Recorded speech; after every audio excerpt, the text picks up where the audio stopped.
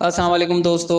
हमने अपनी गुज़िश्ता वीडियो में आपको बताया कि किस तरह यहूदी अहले अरब में अपनी मजहबी रसूमात राइज करवाने में कामयाब हुए और किस तरह यहूदियत और ईसाइयत के पैरोकार बरसरे पैकार रहे। ज़िलनवास की कार्रवाई के रद्द-ओ-अमल के तौर पर हबशियों ने दोबारा यमन पर कब्जा किया और इब्राहा ने हुकूमत यमन की बागदौड़ अपने हाथ में ले ली तो उसने बड़े जोशो खरोश के साथ बड़े पैमाने पर ईसाइयत को फ़रोग़ देने की कोशिश की। इसी जोशो खरोश का नतीजा ये था कि इसने यमन में काबा तामीर किया और कोशिश की कि अहले अरब को मक्का और बैतुल्लाह से रोक कर इसका हज कराए और मक्के के बैतुल्लाह शरीफ को ढा दे, लेकिन इसकी इस जुर्रत पर अल्लाह ताला ने उसे ऐसी सज़ा दी कि अव्वलीन और आखिरीन के लिए इबरत बन गया। दूसरी तरफ रोमी इलाकों की हमसायगी के सबब आले गस्सान, बनो तगलब और बनोती वगैरह कबाइल अरब में भी ईसाइयत फैल गई थी, बल्कि हैरा के बाज़ अरब बादशाहों ने भी ईसाई मजहब कबूल कर लिया था। जहाँ तक मजूसी मजहब का ताल्लुक़ है तो उसे ज़्यादातर अहले फ़ारस के हमसाया अरबों में फ़रोग़ हासिल हुआ था, मसलन इराक़ अरब, बहरैन, हिजर और खलीज अरबी के साहिली इलाके। इनके अलावा यमन पर फ़ारसी कब्ज़े के दौरान वहाँ भी इक्का दुक्का अफराद ने मजूसियत कबूल की। बाकी रहा सबाई मजहब, तो इराक़ वगैरह के आसार कदीमा की खुदाई के दौरान जो कुतबात बरामद हुए हैं उनसे पता चलता है कि हज़रत इब्राहीम अलैहिस्सलाम की कलदानी कौम का मजहब था। दौरे कदीम में शाम और यमन के बहुत से बाशिंदे भी इसी मजहब के पैरोकार थे, लेकिन जब यहूदियत और फिर ईसाइयत का दौरा हुआ तो इस मजहब की बुनियादें हिल गईं और इसकी शमाए फिरोज़ा गुल होकर रह गई। ताहम मजूस के साथ खल्त मल्त होकर या इनके पड़ोस में इराक़ अरब और खलीज अरबी के साहिल पर इस मजहब के कुछ न कुछ पैरोकार बाकी रहे। जिस वक्त इस्लाम का नैयर ताबा तुलू हुआ और यही मज़ाहिब वादियान थे जो अरब में पाए जाते थे, लेकिन ये सारे ही मज़ाहिब शिकस्त और रीख से दो चार थे। मुशरिकीन जिनका दावा था कि हम दीन इब्राहिमी पर हैं, शरीयत इब्राहिमी से कोसों दूर थे। इस शरीयत जिसने मकारिम अखलाक की तालीम दी, इनसे इस मुशरिकीन का कोई वास्ता ना था। इनमें गुनाहों की भरमार थी और तूले ज़माना के सबब इनमें बुत परस्तों की वही आदात और रसूम पैदा हो चली थी जिन्हें दीनी खराफात का दर्जा हासिल है। इन आदात और रसूम ने इनकी इज्तिमाई, सियासी और दीनी ज़िंदगी पर नहायत गहरे असरात डाले थे। यहूदी मज़हब का ये हाल था कि वो महज रियाकार और तहक्कुम बन गए थे। यहूदी पेशवा अल्लाह के बजाय खुद रब बन बैठे थे, लोगों पर अपनी मर्जी चलाते थे और इनके दिलों में गुजरने वाले ख्यालात और होंठों की हरकत तक का मुहासबा करते थे। इनकी सारी तवज्जो इस बात पर मरकूज थी कि किस तरह माल और रियासत हासिल हो, ख्वाह दीन बर्बादी क्यों ना हो जाए और कुफ्र को फरोगी क्यों ना हासिल हो, और इन तालीमात के साथ तसाहुल से ही क्यों ना बढ़ता जाए जिनकी तकदीस का अल्लाह ताला ने हर शख्स को हुक्म दिया है और जिन पर अमल और दरामद की तरगीब दी है। ईसाइयत एक नाकाबिल फ़हम बुत परस्ती बन गई थी। इसने अल्लाह और इंसान को अजीब तरह से खलत मलत कर दिया था। फिर जिन अरबों ने इस दीन को इख्तियार किया था उन पर इस दीन का कोई हकीकी असर ना हुआ, क्योंकि उनकी तालीमात और तर्ज ज़िंदगी से मेल नहीं खाती थी और वो अपना तर्ज ज़िंदगी छोड़ नहीं सकते थे।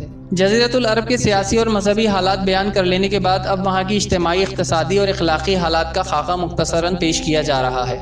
अरब आबादी मुख्तलिफ तबक़ात पर मुश्तमिल थी और हर तबके के हालात एक दूसरे से बहुत मुख्तलिफ थे। चुनांचे तबका अशराफ में मर्द औरत का ताल्लुक़ खासा तरक्की याफ्ता था। औरत को बहुत कुछ खुद मुख्तारी हासिल थी, उसकी बात मानी जाती थी और उसका इतना एहतराम और तहफ़्फ़ुज़ किया जाता था कि उसकी राह में तलवारें निकल पड़ती थीं और खूंरेज़ियाँ हो जाती थीं। आदमी जब अपने कर्म शुजाअत पर, जिसे अरब में बड़ा बुलंद मकाम हासिल है, अपनी तारीफ़ करना चाहता तो उमूमन औरत ही को मुखातिब करता था। बसा औक़ात औरत चाहती तो कबाइल को सुलह के लिए इकट्ठा कर देती और चाहती तो उनके दरमियान जंग और खूंरेज़ी के शोले भड़का देती, लेकिन इसके बावजूद बिला नज़ा मर्द को ही ख़ानदान का सरबराह माना जाता था और उसकी बात फैसला कुन हुआ करती थी। इसी तबके में मर्द और औरत का ताल्लुक़ उक़्द निकाह के ज़रिए होता था और ये निकाह औरत के लिए औलिया की ज़ेर निगरानी अंजाम पाता था। औरत को यह हक़ न था कि उनकी विलायत के बगैर अपने तौर पर निकाह कर ले। एक तक़वा अशराफ का यह हाल था तो दूसरी तरफ तबकों में मर्द और औरत के इख्तलात की और भी कई सूरतें थीं जिन्हें बदकारी और बेहयाई, फहाशकारी और ज़िनाकारी के सिवा कोई और नाम नहीं दिया जा सकता।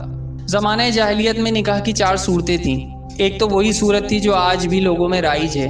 एक आदमी दूसरे आदमी से उसकी ज़ेरे विलायत लड़की के लिए निकाह का पैगाम देता, फिर मंजूरी के बाद महर देकर उससे निकाह कर लेता। दूसरी सूरत ये थी कि औरत जब हैज से पाक होती तो उसका शौहर कहता कि फ़ला शख्स के पास पैगाम भेजकर उससे उसकी शर्मगाह हासिल करो, यानी ज़िना कराओ, और शौहर खुद उससे अलग थलग रहता और उसके करीब ना जाता, यहाँ तक कि वाज़े हो जाता कि जिस आदमी से शर्मगाह हासिल की थी यानी ज़िना कराया था उससे हमल ठहर गया है। जब हमल वाज़े हो जाता तो उसके बाद अगर शौहर चाहता तो उस औरत के पास जाता। ऐसा इसलिए किया जाता कि लड़का शरीफ और बाकमाल पैदा हो। इस निकाह को निकाह इस्तब्ज़ा कहा जाता है और इसी को हिंदुस्तान में नियोग कहते हैं।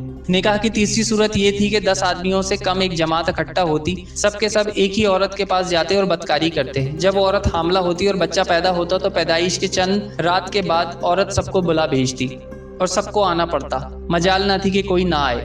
اس کے بعد وہ عورت کہتی کہ آپ لوگوں کا جو معاملہ تھا وہ تو آپ سب جانتے ہیں، اب میرے وطن میں جو بچہ پیدا ہوا ہے اور اے فلاں وہ تمہارا بیٹا ہے۔ وہ عورت ان میں سے جس کا نام چاہتی لے لیتی اور وہ اس کا لڑکا مان لیا جاتا۔ چوتھا نکاح یہ تھا کہ بہت سے لوگ اکٹھے ہوتے اور کسی عورت کے پاس جاتے، وہ اپنے پاس کسی آنے والے سے انکار نہ کرتی۔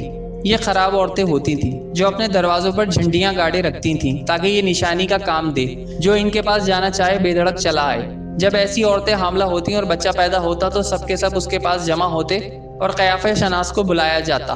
قیافہ شناس اپنی رائے کے مطابق اس لڑکے کو کسی بھی شخص کے ساتھ ملحق کر دیتا، پھر یہ اسی سے مربوط ہو جاتا اور اسی کا لڑکا کہلاتا۔ وہ اس سے انکار نہ کر سکتا تھا۔ جب اللہ تعالیٰ نے حضرت محمد مصطفیٰ صلی اللہ علیہ وآلہ وسلم کو مبعوث فرمایا تو جاہلیت کے سارے نکاح منہدم کر دیے گئے، صرف اسلامی نکاح باقی رہا جو آج بھی رائج ہے۔ عرب میں مرد و عورت کے ارتباط کے بعض صورتیں ایسی بھی تھیں جو تلوار کی دھار اور نیزے کی نوک پر وجود میں آتی تھیں، یعنی قبائلی جنگوں میں غالب آنے والا قبیلہ مغلوب قبیلے کی عورتوں کو قید کر کے اپنے حرم میں داخل کر لیتا تھا، لیکن ایسی عورتوں سے پیدا ہونے والی اولاد زندگی بھر عار محسوس کرتی تھی۔ زمانہ جاہلیت میں کسی تجدید کے بغیر معتدد بیویاں رکھنا بھی ایک معروف بات تھی۔ لوگ ایسی دو عورتیں بھی بیک وقت نکاح میں رکھ لیتے تھے جو آپس میں سگی بہن ہوتی تھی۔ باپ کے طلاق دینے یا وفات پانے کے بعد بیٹا اپنی سوتیلی ماں سے بھی نکاح کر لیتا تھا۔ طلاق کا اختیار مرد کو حاصل تھا اور اس کی کوئی حد معین نہ تھی۔ جزیرۃ العرب کے سیاسی، مذہبی، اقتصادی اور اخلاقی حالات کا بقیہ ذکر ہم اپنی آنے والی ویڈیو میں کریں گے۔ تو دوستو اجازت دیجیے، اللہ حافظ۔